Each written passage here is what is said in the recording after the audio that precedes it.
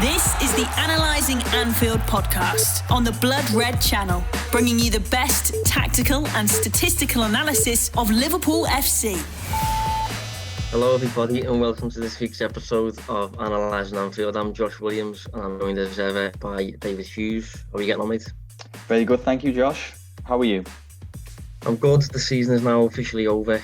The longest campaign, I think, ever. I think it was something like 350 days or something like that from start to finish. It is now officially completed, so we're looking now at with a view to next season. But before we start getting into the podcast, I would like to do a few plugs. So listeners of Analysing Anfield, thank you. And since the start of this podcast, I think it might have been about 20 months or something like that now. It grew and we've got quite an audience now, and we've now launched a newsletter. So for those that don't know what a newsletter is, it's you sign up for it through your email, and then we will write maybe a weekly or every few days piece of content relating to Liverpool or relating to probably something we've talked about on Analysing Anfield, and it'll be a short, concise little piece with a few visualizations on a Liverpool related topic. And rather than that going out onto a website, it'll get sent directly to your email, completely advert free and completely free of charge. So if you want to sign up for that, go to my Twitter. It's at Distance Covered, or go on the Echo site, and it'll be somewhere on the Echo site where you're signing up to the Analysing Anfield newsletter. We haven't yet sent out the first newsletter just yet, but that's going to go out tomorrow, which will be on Thursday. And that's going to be on why, when you're watching football, you probably prefer watching Mane over Salah. I've used numbers to capture probably the reasons behind that. But the thing is, if you sign up late, if you sign up after that first newsletter's been released, you'll miss that newsletter. You won't be able to go back and read it. So I'd advise anyone who's interested to go and sign up while I'm speaking now, really, just so that you don't miss, the first newsletter or the second or whatever. You get them all immediately.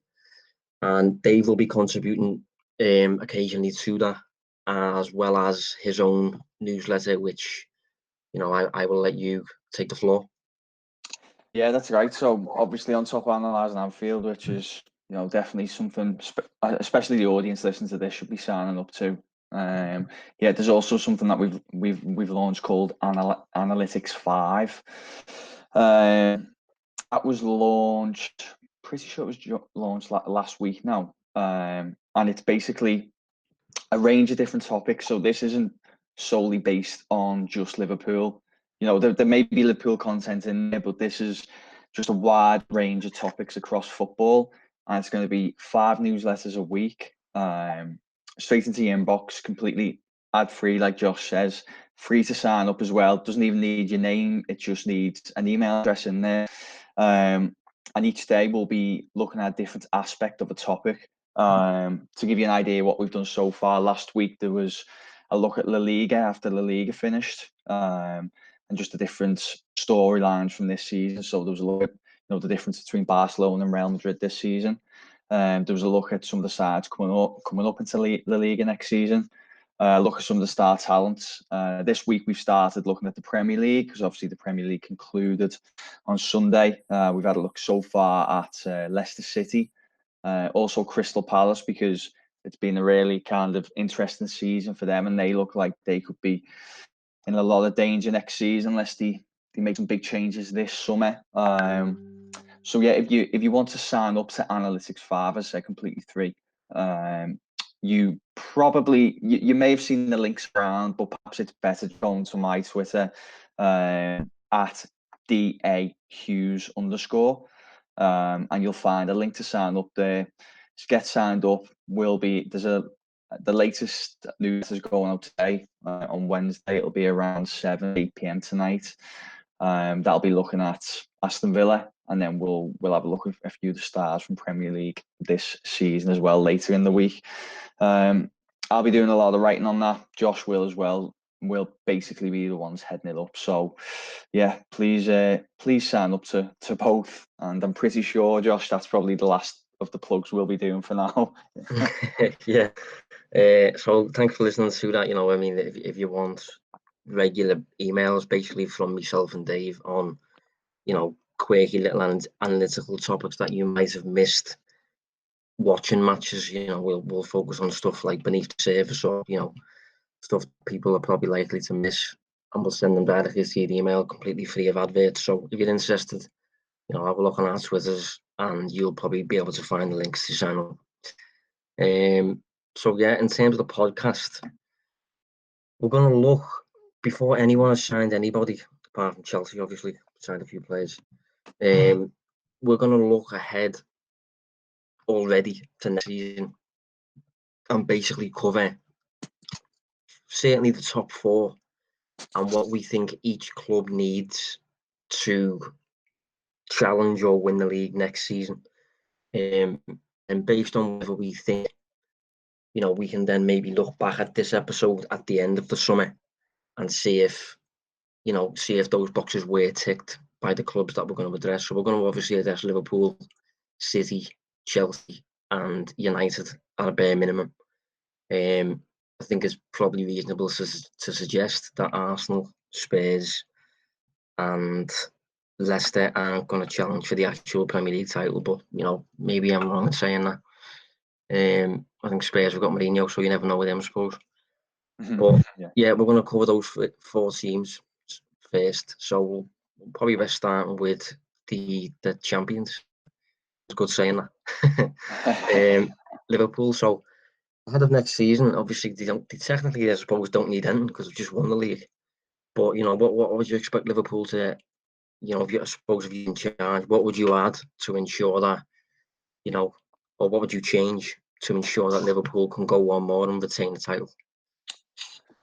I guess there's two facets really, in my opinion, and it's stuff that we've spoken about extensively on the show across the last few weeks and months. I think the first is reinforcements, certainly, from an attacking point of view. We spoke before the show about briefly Newcastle, and I did have a little look at the game. I didn't watch the game. Hope nobody's going to give me any stick for that. But with 10 Premier League matches on the day, there was some with things riding on that I elected to watch instead. But yeah, having a look over that game again, I thought if you look at the side that started compared to the side that finished, it's chalk and cheese, to be honest. Certainly, the front three, Origi, Minamino, Chamberlain. I think Liverpool really need another top striker that can be rotated and integrated into that attack that they have at the moment. I also think hopefully that could maybe open the door for them to adjust the formation a little bit, because I think Liverpool will need to evolve slightly next season. I don't think the 4-3-3 is going to work week in, week out. I think a few sides are going to find ways to nullify it like they have done recently. So, yeah, for me, I just think Liverpool need to see a few reinforcements specifically in the attack, and maybe an evolution of the tactical setup as well in terms of formation. Yes, that's pretty much what I've got down, to be honest. I think top of the list for me has to be another attacker. Just a player who's in the league, and maybe more suitable to the attacking areas than Chamberlain. I like Chamberlain as a player, but I like him more as a midfielder. I'm not particularly keen on him when he plays in the front three. So attacking player who fits the Liverpool bill. He's quick, he's versatile, he's young, and he can deliver. Basically, he's got output to his game, and that player will not only be able to be a backup for the front, hopefully, a capable backup, but hopefully, as you say, he could also offer Klopp with the potential to switch for 4-2-3-1, like he did with Shaqiri for him, although that seems to have fizzled out a bit now, and I'd expect him to leave in the summer. But yeah, I think that tactical variety that Klopp's been really good at using for the past 2 seasons I think he's now explored virtually every avenue. You know, Lallana's played as a whole midfielder and all kinds of things like that. Divock Origi's played on the left. Minamino, even though he arrived in January, he's played virtually everywhere. So I just think Klopp would benefit from, you know, being able to switch to 4-2-3-1 if you're playing Newcastle at home. So, you know, a team like that. In terms of fullback cover, I think we need it, but at the same time, I think Nico Williams can dovetail between filling in at left back and filling in at right back every now and then. And I think if he was the backup for that, he'd get a good amount of minutes despite not being good enough to displace Trent. I think he'd get a decent amount of minutes if he was going to back up Robertson whenever Robertson weren't playing, or back up Trent whenever Trent weren't playing. I think he'd get a decent amount of minutes there, and he'd develop, you know, quite silently without much pressure and stuff like that. And one other thing that I think we should probably note is Dejan Lovren's been sold. So I actually said that on the show. So obviously Liverpool have Van Dijk, Joe Gomez, Joe Matip, and there's a bit of a drop then to Keanu Hoover and Sepp Vandenberg, who don't think are ready yet. So, you know, the expectation is that Liverpool will invest in a centre-back this summer. I also actually heard the rumour, Dave, that thought this was an interesting take because I hadn't actually thought of it at the time. But I heard that the whole link with Thiago could be related to Fabinho potentially being a backup centre-back if needed. So you're adding an extra midfielder and almost gaining an extra centre-back in Fabinho. I thought that was an interesting little shout. Yeah, that isn't a bad shout at all, actually. Because you basically you're still keeping two midfield options, but you'll also add a centre back in there without having to part with the funds to do so. What games was it that Fabinho played in and as a centre back this season? I do remember it happening, but I can't think what game. He actually played as a centre back against Bayern Munich in the Champions League when we won, I think. So I think that was last year. But, you know, Liverpool kept a clean sheet on the day. And I think, obviously I'm speaking, you know, complete speculation here, but if we were to sign Thiago, for example, and let's say we played someone like a team like maybe Crystal Palace at home, I think in that match, if you play Crystal Palace at home, maybe you can afford to give Joe Gomez a break, put Fabinho at centre-back, and put Thiago in your midfield. So you've maybe got a bit less of a midfield full of steel, and you've got more midfielders playing.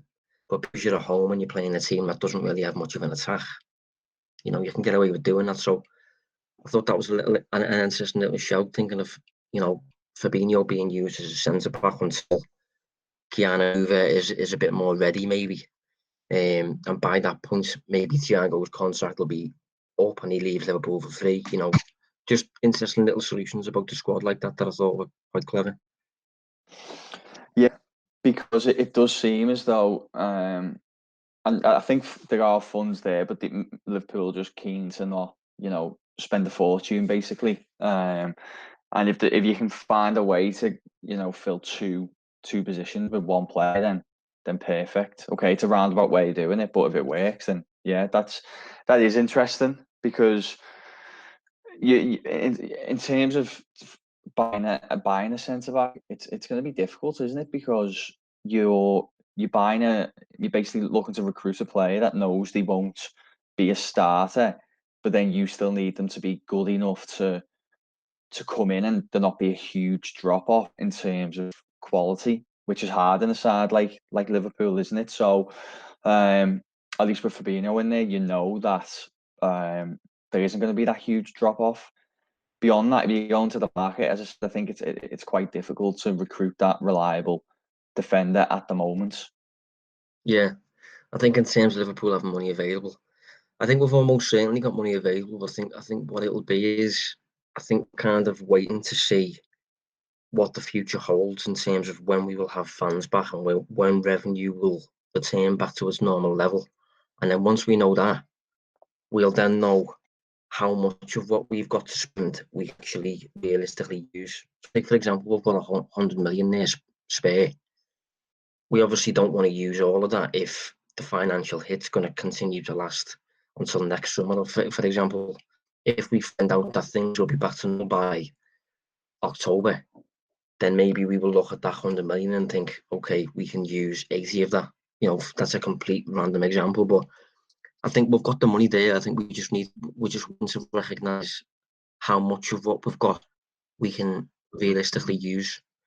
And I think that will come once we realise, you know, money next year, TV money, Champions League money, all that sort of stuff, money we can get from player sales, the likes of Shaqiri, and I think we got maybe 9 to 12 for Lovren.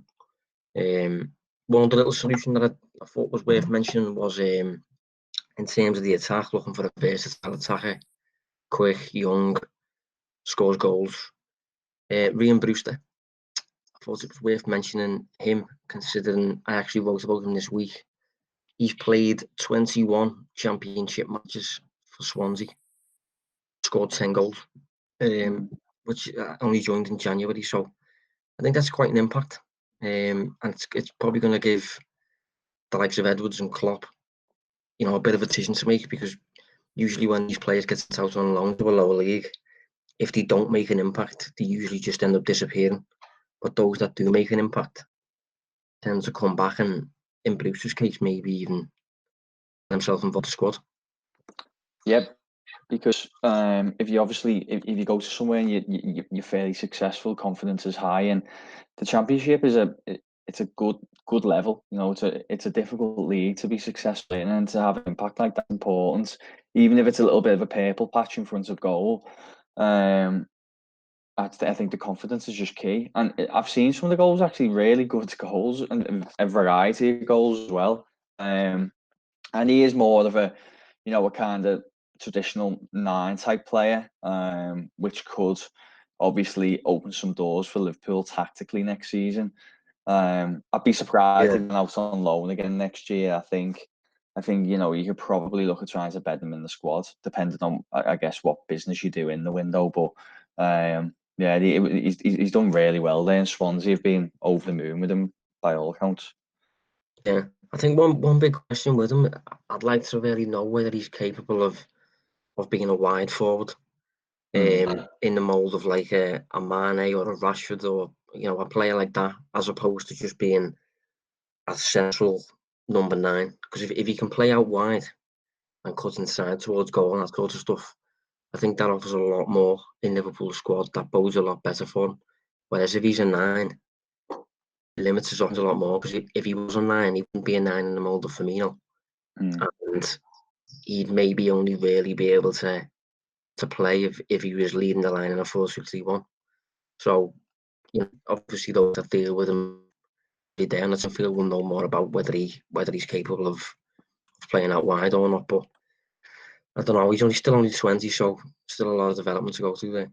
Yeah, at his age, you can develop and maybe learn the role. I know I watched him a lot at youth level, at the 23s, and he almost exclusively played through the middle. So I'm pretty sure it's not really a position he's familiar with in terms of playing out wide. But if I remember correctly, and I could be completely off here, but Rashford very much come through as a central attacker because of his skill set.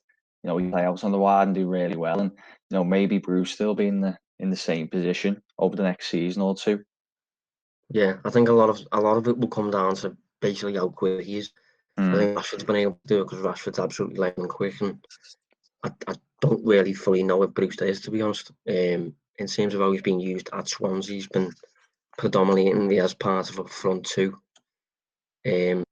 Swansea play a back 3, so big midfield and then two up top, and Brewster's been one of those 2 more often than not.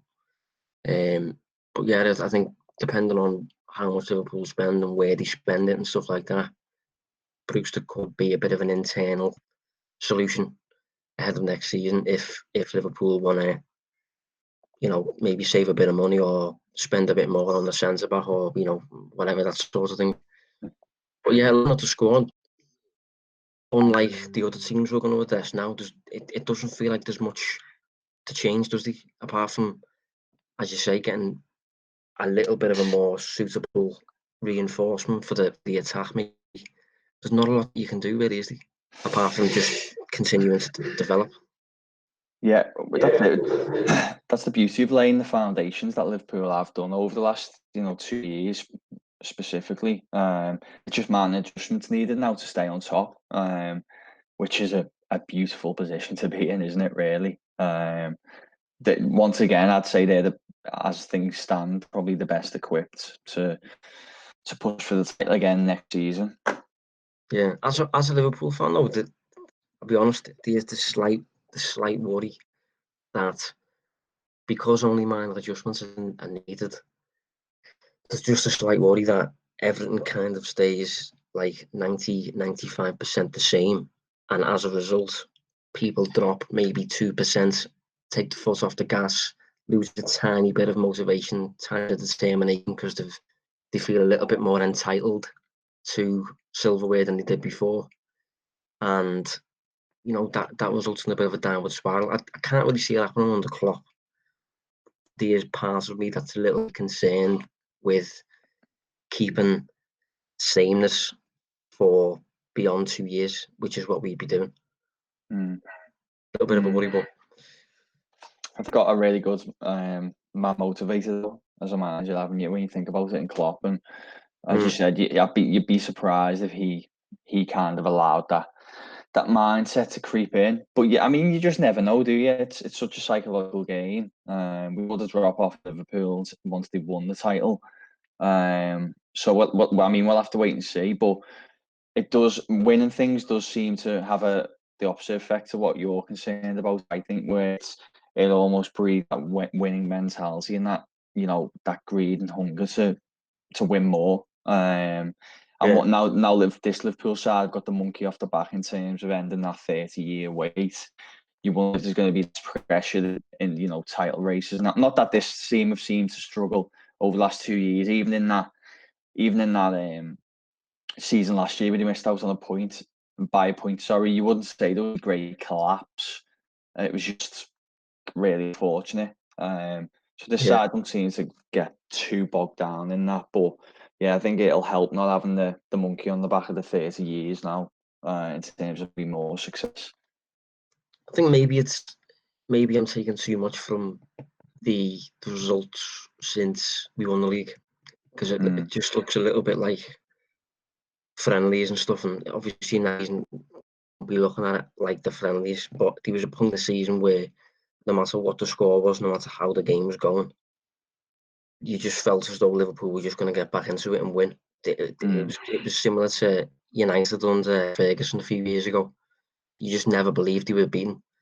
But this time around, since we won the league, it's just been a little bit, when we go behind, we're not too fussed on getting back into it. But hopefully next season that'll probably just return to normal, I assume. But we'll move on anyway to Manchester City. I assume they're going to be Liverpool's biggest challenges again.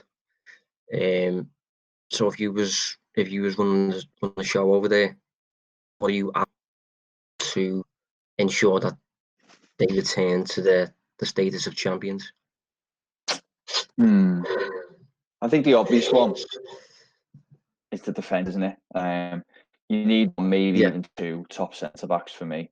I think the keeper's okay. I think there's one other facet that I think they need to try and find a way to get round, but maybe I'll let you have a chat first and then come on to that, from a tactical point of view, that is. But I think the most obvious thing, and arguably the difference between the two, is the defence. They need, as I said, one, but for me, arguably 2 top class centre backs, and not just good players. You need at least one leader as well in there, because I like Laporte too, but he'd really benefit from having someone who's just as commanding and as vocal next to him. I think that's huge for them in terms of kind of closing the gap on Liverpool next season. Yeah, I think for me, I can't look past the centre back. And I mean a proper centre back as well. I mean a player who's capable of basically coping with what Pep wants. Basically, we covered that before in terms of how he puts excessive burden on the shoulders of his defenders, especially. Because you're defending halfway on the halfway line, 50 yards from goal. One mistake is going to result in a goal scoring chance, and you have to be quite assured. You have to be quite brave, bold, all that sort of stuff. You have to be calm as well when you're assessing decisions, whether to dive in or not, whether to just kind of jockey your player into the corner or whatever. And I think they've got centre backs that they're quite capable on the ball, but I don't really think they're complete enough for Pep. Like in Nicolas Otamendi, for example, really a rat. He's got a contract until 2022. John Stones, who's really good on the ball, but I've been quite surprised at his lack of development under Pep. I thought he'd be the perfect coach for him, but clearly not. He's barely playing. His contract runs out in 2022. The young lad Garcia came in. He looks decent, he looks good, but he doesn't look complete enough for me to defend on the halfway line every week. He looks a little bit slow, not quite, as strong as, say, for example, a Van Dijk or a Gomez. So yeah, I think they need a partner for Laporte who's going to be able to cope basically with the demands that Pep put on the shoulders. And I think just to provide an example, this is for a piece that I wrote a few weeks ago, just to provide an example of the type of burden that these players have to deal with under Pep. Hopefully you can see that, Dave. Getting there. Can you see it? Yeah, we've got that. Yeah, nice one. Right, so apologies for those who are listening, but that is a graphic of City against Wolves, 10 minutes to go, and you have Adama Traore behind City's midfield, up against only Fernandinho and I think Otamendi. And as you can see, there's absolutely loads of space. Jimenez is just hanging on the shoulder there of Cancelo, I think. But it's just, that is a tricky situation for any player to deal with. That's a really difficult defensive situation to manage if Traore gets the ball. I don't think City have got the centre backs to adequately manage those situations. Hence why they dominate for like 95% of matches. Players get in moments like that because of the space and the time that Traore's got, for example, there. They end up conceding from it. So they need a centre back for me who's really complete, I think. Yeah, I agree. It's difficult to find. The good thing from a City point of view is they're never ever short of funds, are they? They seem to have a budget of around 150 million at minimum every summer. So you probably wouldn't bank against them not upgrading in that area.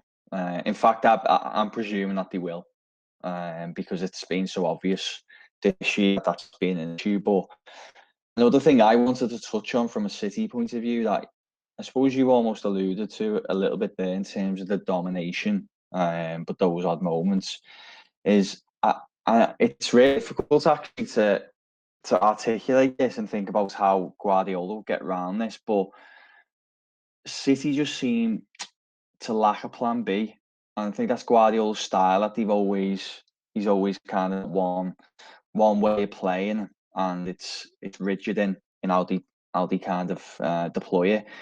They're unstoppable on the day when their game plan goes as it should do. I mean, I know the pressure's off, but have you took a glance at their last few fixtures? The 1, 2, 3, 4. The last 5 games, they won 5-0, 5-0, 2-1, 4-0, and 5-0. And and admittedly, the race for the title was over at this point, no pressure, and they're against sides who are largely bottom half. But that's insane domination, and that is them all over. But I had a look, Josh, and they've conceded first in 12 league games this season, and they've only won 2 of those games, losing 9. And that to me says they're just not a good reactive side at all when things don't go to plan.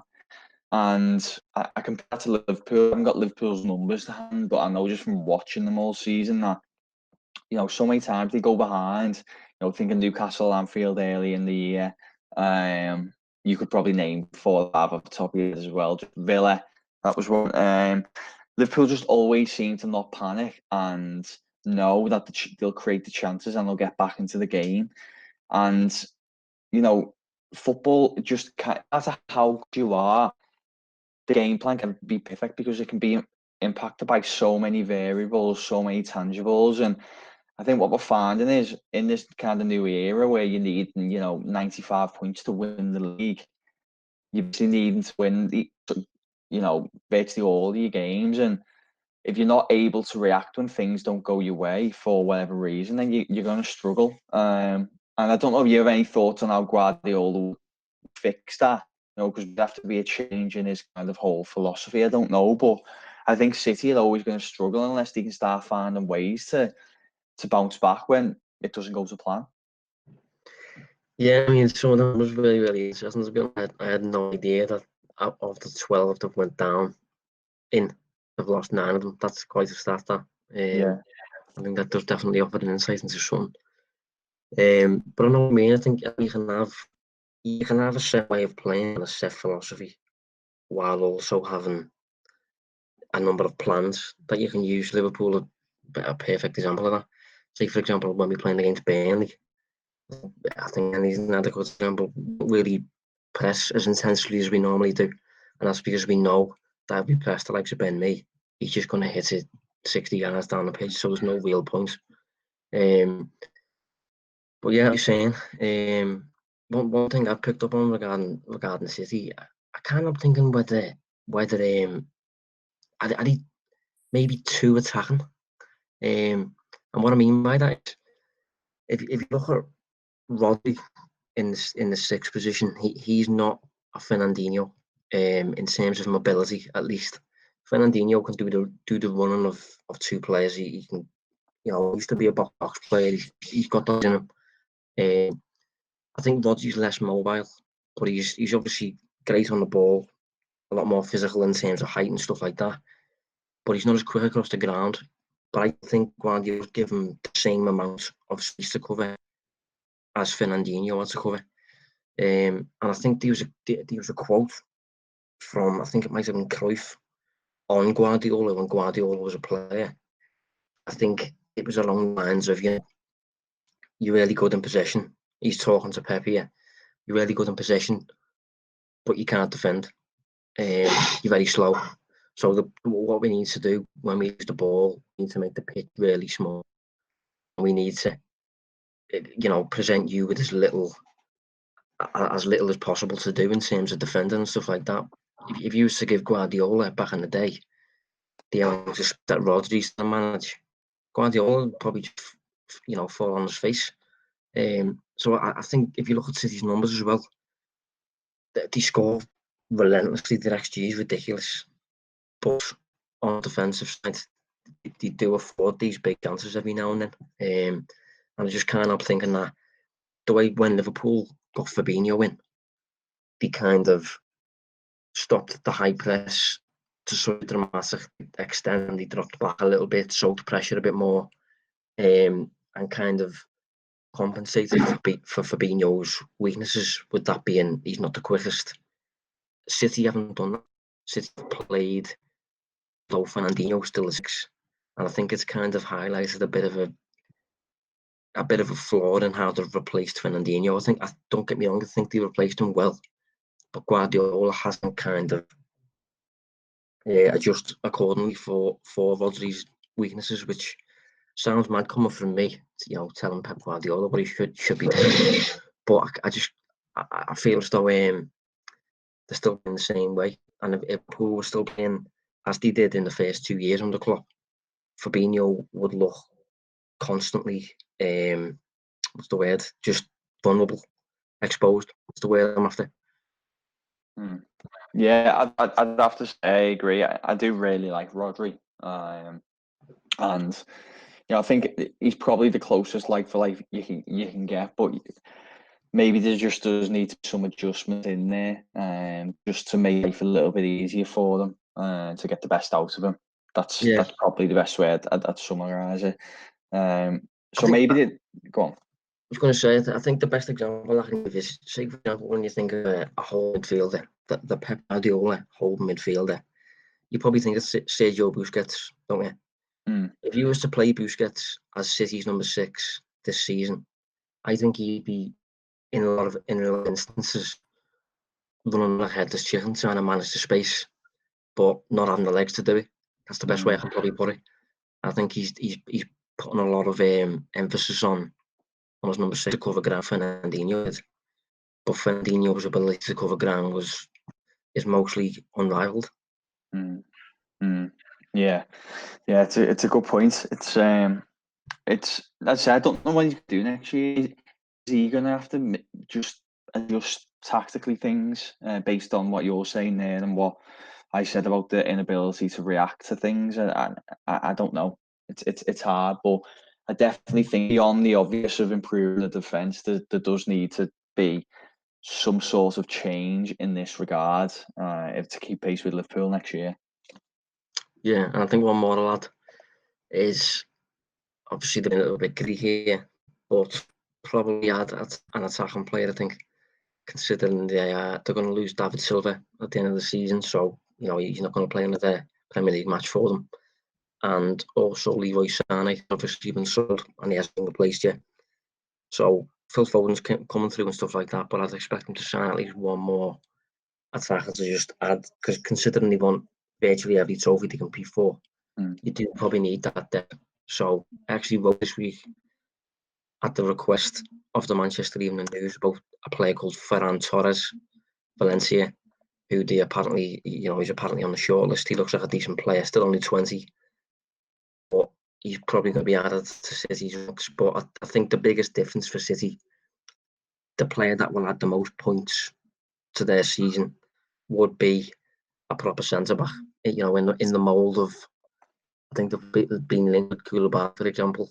I think if they signed Koulibaly, considering he's about, I think he's like 29 or something, isn't he, Dave? Yeah, he is, yeah. So if they had him, that's clearly very much just, we are buying this player, almost like when United bought Van Persie, just to win the league the next year, but with kind of taking a financial hit on, he's very quickly probably going to decline ability sort of thing. So it'll be interesting to see if they do actually move for a player like Koulibaly, because that'll show their intent to just immediately win league again over Liverpool. Yeah, I agree. They could easily ban that quick fix, because they have so much money anyway, don't they? So they could then, as I said, they'll have another 150 million next year to then improve further. So it just depends how they look to do it, I guess. The next team, arguably the easiest to sum up, I'd expect, Chelsea. What, as though it's not already obvious, does Chelsea need to the league? I think they need a really good goalkeeper.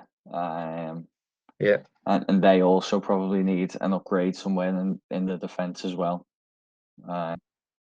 Yeah, I think the attack already looks good, and it's about to get 2 or 3 elite attackers join it or take the place of who's there at the moment next season. So the attack's going to be no issue, just if they can try and save a few points at the other end of the pitch.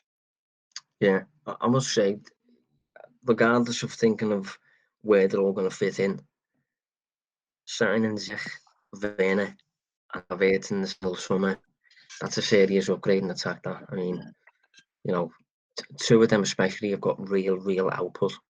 Havertz hasn't yet got that. I don't think he's really an output kind of player, but he's clearly world class. Want to be world class at least.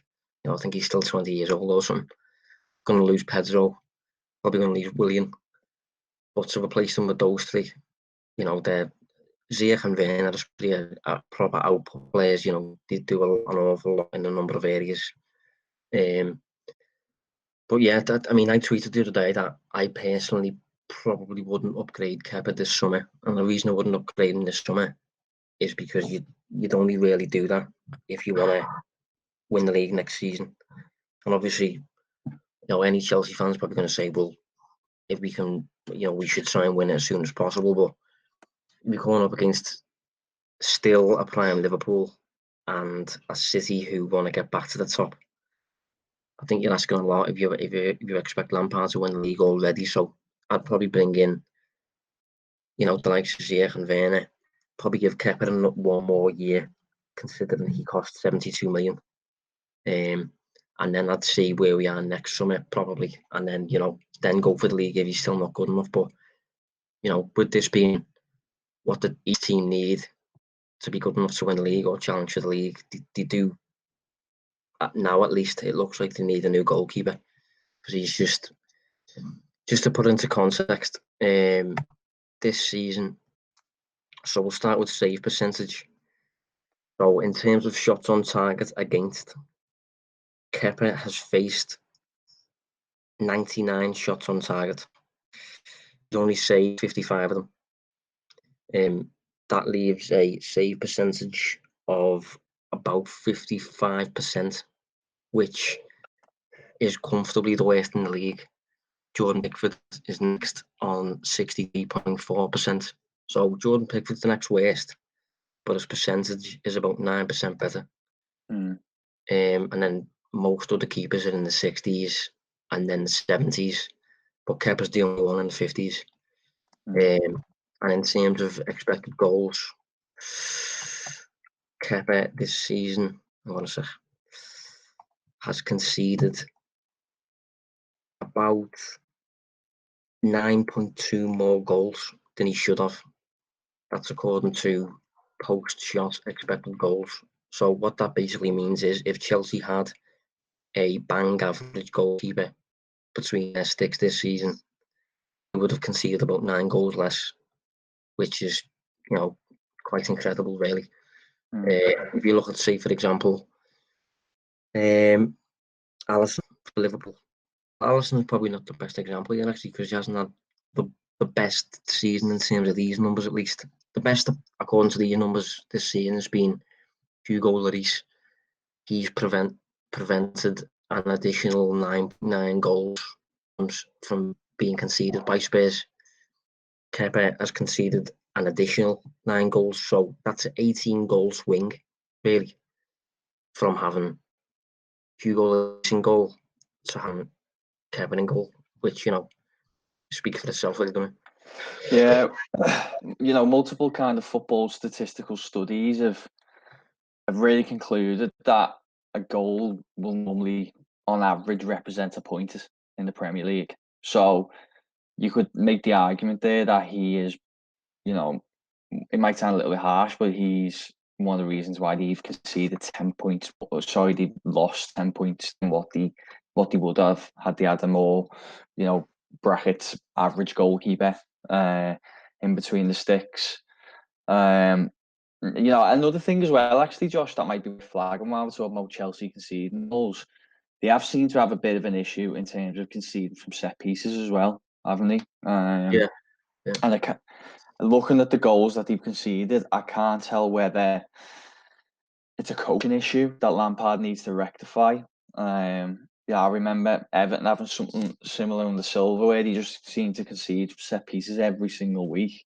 It's eased off a little bit under Ancelotti, but you're talking about that goal representing a point. If you're conceding 5 or 6 goals more from set pieces over the season, then you need to, then that's going to have to play a huge part as well, isn't it? And normally this amount of points, 5 or 6 points, 10 points, is normally really decisive in terms of where you finish in the table. And if it's things that can just be rectified very easily, then it's something that needs to be a priority. Yeah, I actually saw him say to, I can't remember who it was, one of the outlets, one of the papers, and it was to do with to rectify our set piece vulnerability. We have to sign sole players, which is a bit of a concern for me if I was a Chelsea fan. I think it's helpful if you've got sole players But I think above everything else, it requires just organising, communication, structure, that sort of thing. And I think he kind of, his answer and what he said about Mourinho back in the day just suggested that he's a bit more open to the elements of chance when it comes to set pieces, defending set pieces at least, which I think is dangerous. But you mentioned Marco Silva's Everton there. One other thing that I think they have in common is, this is possibly the reason why he was conceded more than he should have, is I think when Chelsea do face shots, they're quite clear cut. In terms of XG per shot against this season, Chelsea, and this is it, annoyingly, this includes pens, so I'm not sure where they would rank if pens were excluded. But they currently face, I'm going to say, 1, 2, 3, 4, 5, the 6th most clear-cut shots in the league.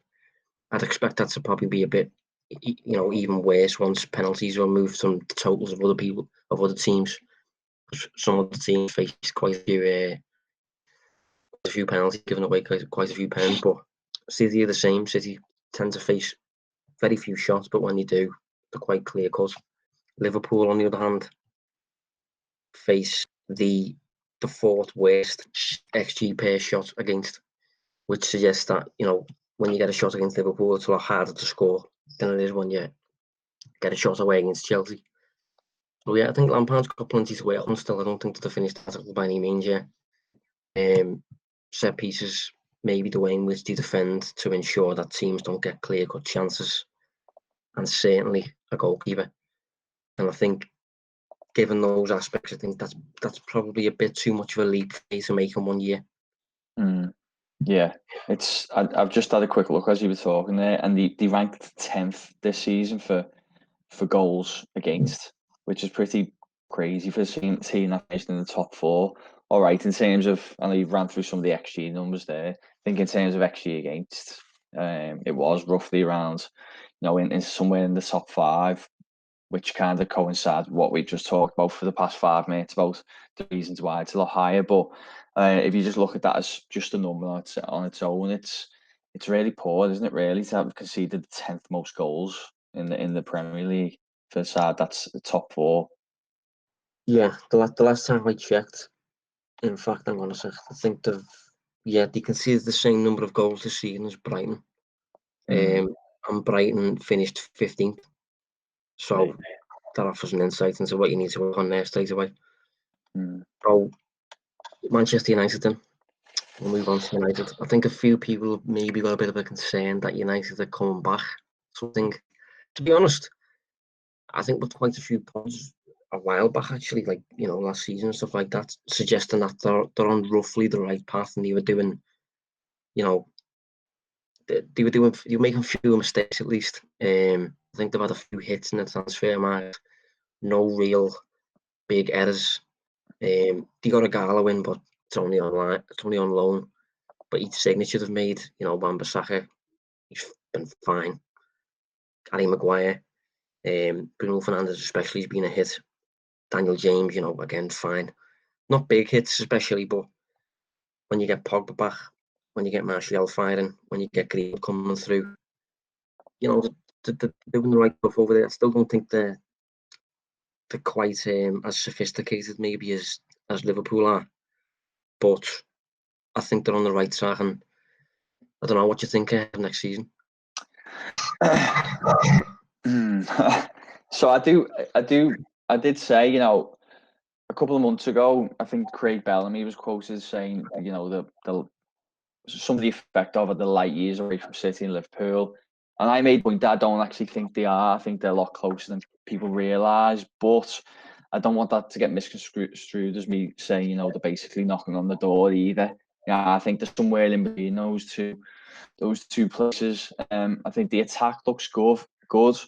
I think Solskjaer, and I kind of jump from camp to camp with him.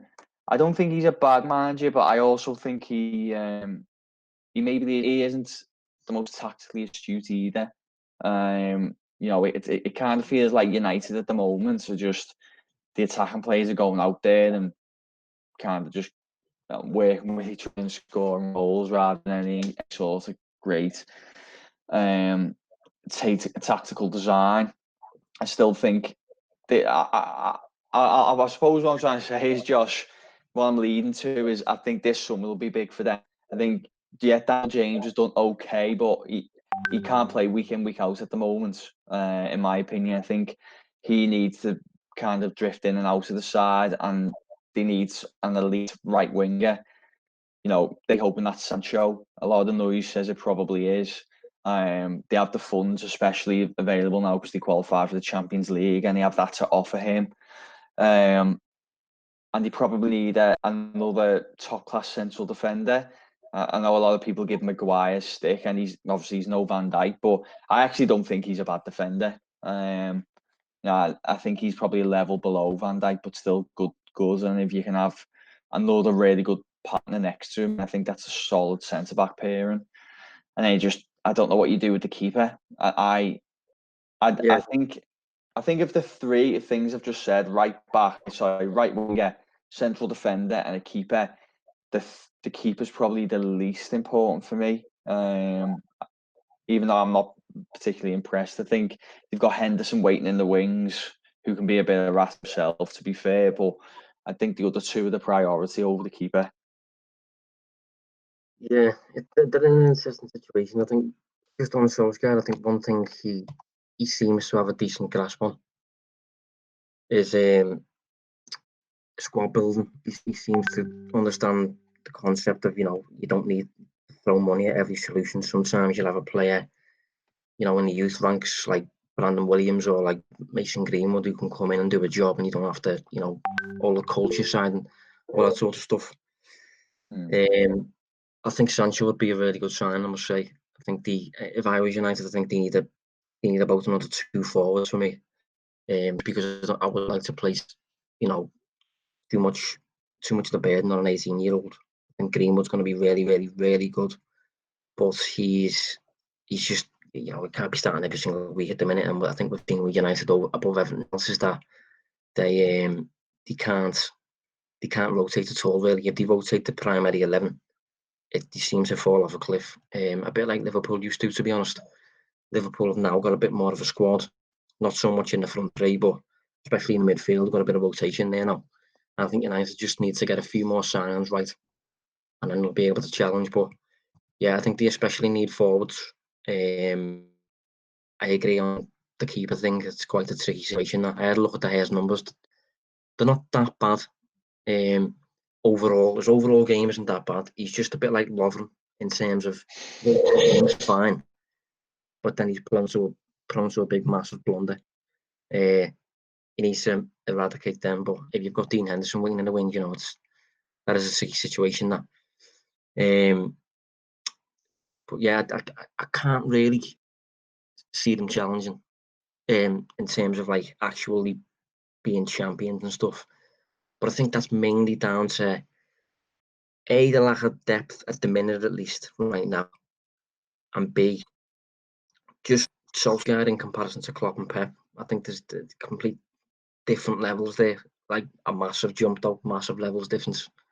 And I think over the course of a 38 game season, I'd expect the class of Klopp and Pep to just shine through. The two managers who are 90 points above virtually every season now. I can't see United getting that much. But it's going to be interesting to see. It's going to be interesting to look ahead to that. But we'll have to round up anyway. I think we've been chatting for quite a bit. But this will be interesting to readdress anyway at the end of the summer once the transfer window's closed, to see if each team did address the major issues that I've pointed out and that sort of stuff. I'll say once more, do sign up to the newsletters that we're publishing. We'll be able to send content direct to your email, completely free of ads and stuff like that. Along the lines of the stuff that we talk about on this pod. But yeah, first episode of the season being concluded. So if you've got anything you want us to talk about in the coming weeks, give us a shout. Thanks for joining us, Dave. Thanks, Josh. Thanks, everyone. And we will see you next week. Cheers.